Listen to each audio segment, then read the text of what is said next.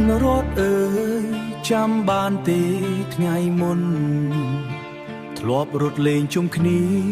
ក្នុងវត្តកាលនៅក្មេងៗហូបបាយវត្តមួយចានចែកគ្នាទាំងស្នាមញញឹមថ្ងៃនេះបាយភ្លៅគ្នាចិត្តខ្ញុំនឹកមិនភ្លេចឡើយថ្ងៃនេះបាយភ្លៅគ្នាចិត្តខ្ញុំនឹកមិនភ្លេចឡើយមិត្តរត់លើគ្នាទៅធ្វើទាហានបំរើជាតិឆ្ងាយភូមិឆ្ងាយនាងរាប់អានមិនដឹងថ្ងៃណាបានជួបមិត្តវិញទេតែចិត្តនៅតែនឹកមិត្តភក្តិធ្លាប់ក្បែរគ្នាងាកអង្គុយមាត់វត្តសើចលេងមិនចេះហត់រត់លេងលើវាលស្រែមិនគិតថ្ងៃបែកឆ្ងាយពេលនេះនៅសល់តែរូបថតនិងអនុស្សាវរីយ៍នឹកសំឡេងមិត្តហៅ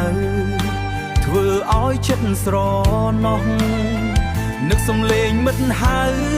ធ្វើឲ្យចិត្តស្រណោះមិត្តរត់លើគ្នាទៅធ្វើទាហាន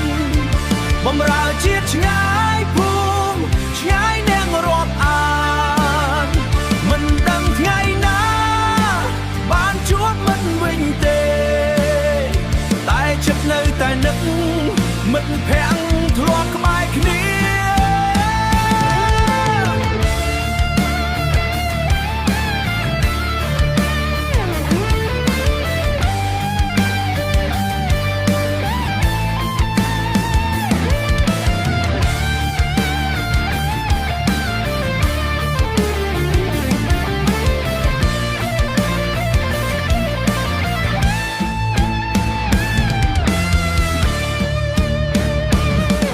រត់លើគ្នាទៅធ្វើទាហា